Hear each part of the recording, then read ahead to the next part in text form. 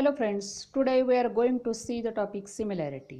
Before that, we see the difference between congruent figures and similar figures. Here there are congruent figures and these are the similar figures.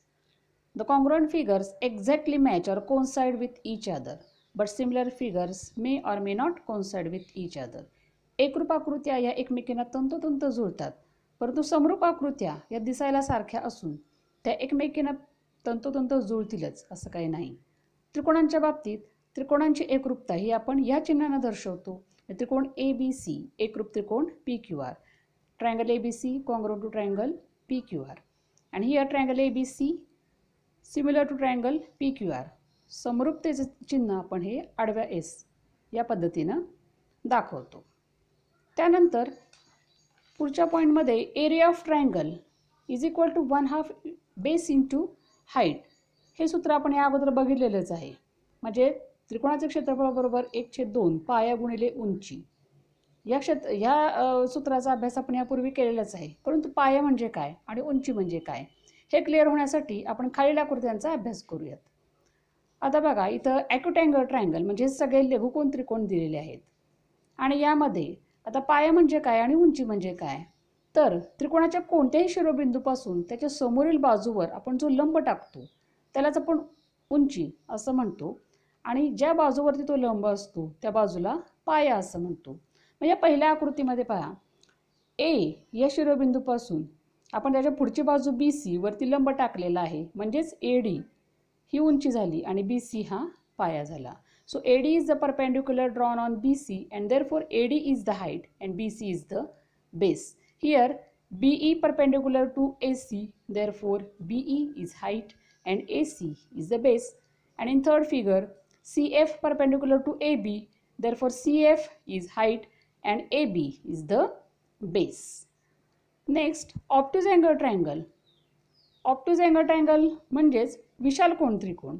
विशाल कोन त्रिकोणामध्ये बघा या पद्धतीनं इथं ABC हा triangle आहे, AE लंब EC म्हणजेच AE perpendicular to BC or EC, then AE is the height and BC is the base. Here QS perpendicular to PR, therefore QS is the height, PR is the base. And in triangle DEF, FG is perpendicular to DE extended, that is DG. म्हणजेच F या शिरोबिंदूपासून त्याच्या समोरील बाजूवर आपण लंब टाकलेला आहे, त्यासाठी ही बाजू वाढवलेली आहे आणि मग FG लंब DE किंवा DG असं आपण म्हणू शकतो. आणि मग अशा वेळेला FG ही उंची झाली आणि DE किंवा DG हा आपण पाया घेऊ शकतो. आणि यानंतर तिसरा प्रकारचा त्रिकोण म्हणजे राईट अँगल ट्रायंगल. तर राईट अँगल ट्रायंगलमध्ये काटकोन त्रिकोणामध्ये इथे AB परपेंडिक्युलर टू BC म्हणजे AB ही हाईट होऊ शकते आणि BC हा पाया, परंतु BC लंब AB असं जर म्हटलं तर BC उंची आणि AB हा पाया. म्हणजेच AB आणि BC मध्ये आपण AB उंची धरली तर BC हा पाया असतो, BC उंची धरली तर AB हा पाया, कसंही यात आपण म्हणू शकतो. त्याचप्रमाणे आता इथं समजा B हा शिरोबिंदू घेऊन AC वर लंब टाकला, म्हणजेच BD परपेंडिक्युलर टू AC असं जर इथं असेल तर BD that is height and AC base, म्हणजे BD ही उंची आणि AC हा पाया.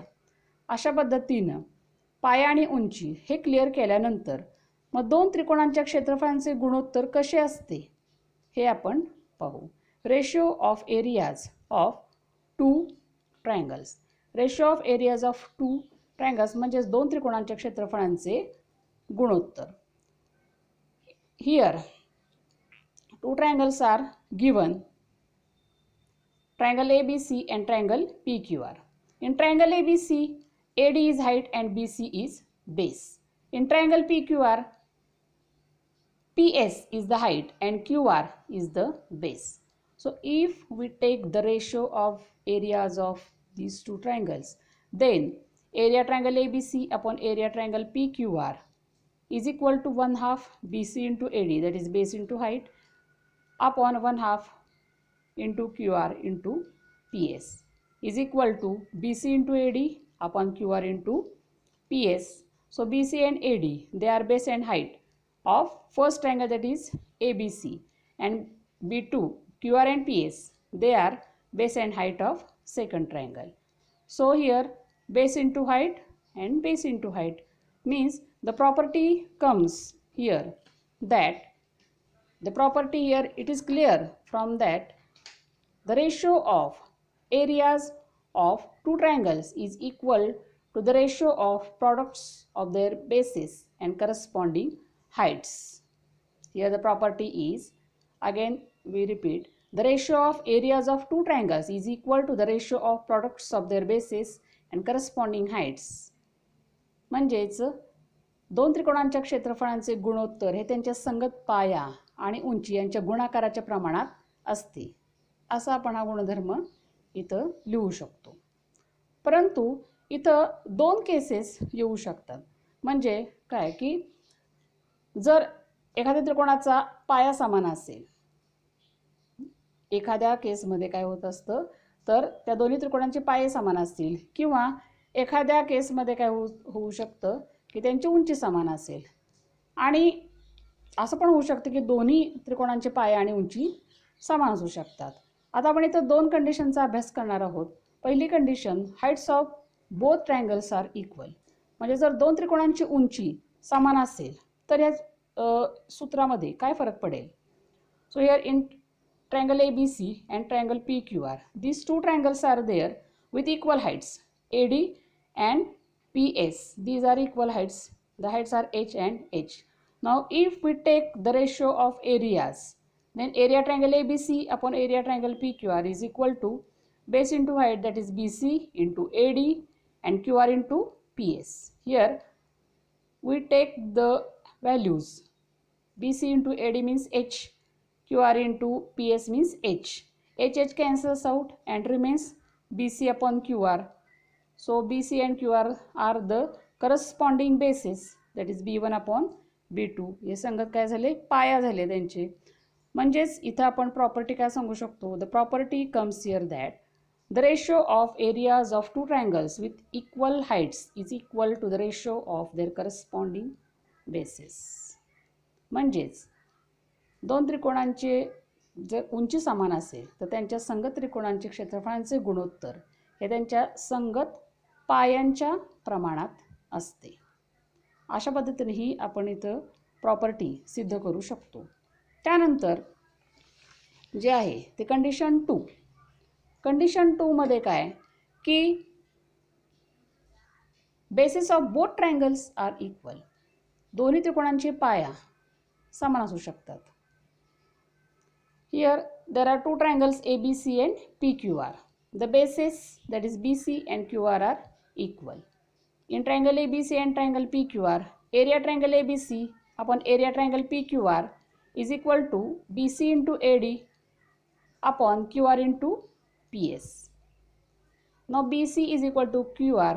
Therefore, here remains area triangle ABC upon area triangle PQR is equal to AD upon PS is equal to H1 upon H2.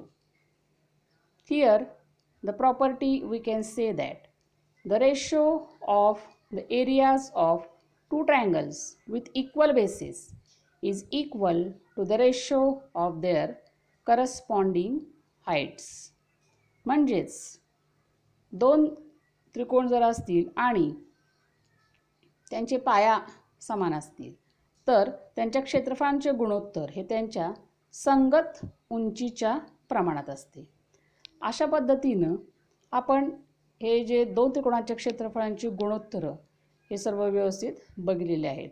आता या ज्या प्रॉपर्टींच्या वरती आधारित जी एक्झाम्पल्स आहेत ते आपण पुढच्या पार्टमध्ये पाहू. थँक्यू.